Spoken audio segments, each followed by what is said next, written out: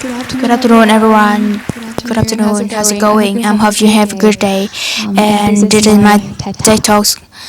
And I was born and raised in Nghệ An province in the central Vietnam. And we'll talk about central Vietnam, my hometown. We have a very popular phrase, which is Nghênh Trung Bão Lũ, which translated as the central Vietnam floods and storm. Growing up to central Vietnam, I have seen in experience many storm seasons, widespread floodings, landslide, prolonged heavy rains, and it seemed like the heavy coming out part of my life. People in the central Vietnam have lived so many storm seasons, but the last one in 2020 was the worst in our lifetimes. In 1 month, 2 weeks, 2 days, the central Vietnam witnessed but 13 consecutive tropical storms and affecting millions of people. And this is a real footage of my grandma. My uncle had to have my grandma to evacuate to a settled places. And looking at us just really break my heart, and I know that you is coming from the central Vietnam, you know me so well. So there have been a lot of debates and concern over to what extent climate change, which is reduced my husband, and as hand causing this disaster affecting millions of people every single year. We have yet to have find a solution. But why it may be possible that the climate change can be attributed to people to a small part of disaster, that little small part can become a really big part and pushing our community beyond our capacity to deal with all the damage like this. I am a coffee lover. I love drinking coffee. I love drinking tea, and up and post my video of me drinking a lot of and myself so million. And one day when I posted it for my test me into Instagram, and they told me like, "Hey V, why you're drinking so much coffee? Why you so much plastic?" I'm so disappointed you, and I'm gonna unfollow you. And I was like, okay, I'm not that deep. It's not that serious. I should need pick me. I think that's a good consumer of like contribute to economy a lot. But it took me quite a while to realize that I was who is considerate.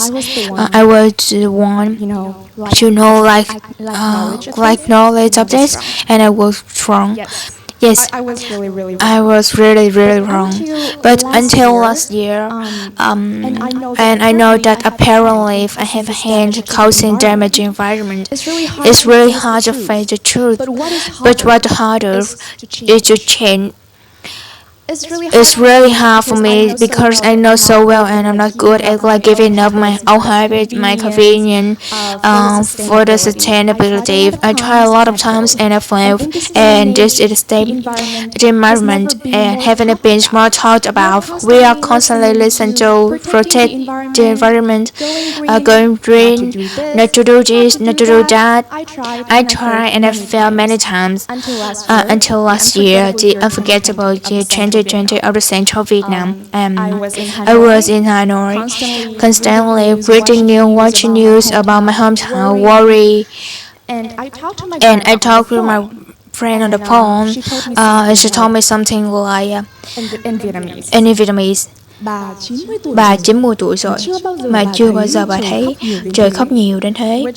Which is translated as I have been living in this life for 19 years, but I haven't ever seen the earth crying so much. It's really so much. And it's just, I just burst into tears, and I know that's still long, and that's what the moment when I realized why the exact reason why I find it hard to change. It's so hard for me to change for the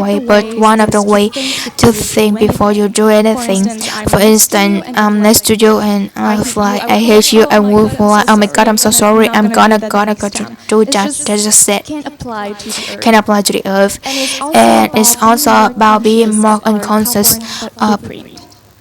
So First of all, reuse, recycle, everything to like make sure you cut down a little bit when you throw away. Even shop like you use shopping bag when you go shopping and buy less plastic. Every little step like that, or you can blend more cheese to appreciate.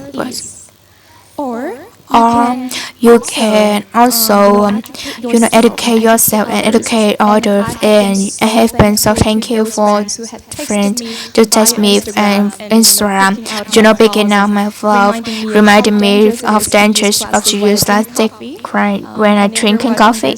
And thank you so much from the bottom of my heart. And I think that's a step and different. The thing here that the question we both have, we have overheard our mother. Yes, have you ever have our mother? Yes, but when you perfect, I think we don't need perfection, and when not perfect, what we need a million of people to do that together and imperfect way, because those small things can act up to be different in the future. And at the end of the day, I'm Earth, you are, we are Earth. No self-separation, we're one great, unity. And each step what Earth mindfully brings us gratitude to life. So Mother Earth, thank you so much for this life. Thank you so much for giving me to me and to home. You are the mother. You are the mother of life. We're so proud and we're so thank you at the same time. And we know that we are. Because we know that you're so I just find it fun. I do hope you have a great day today. Thank you.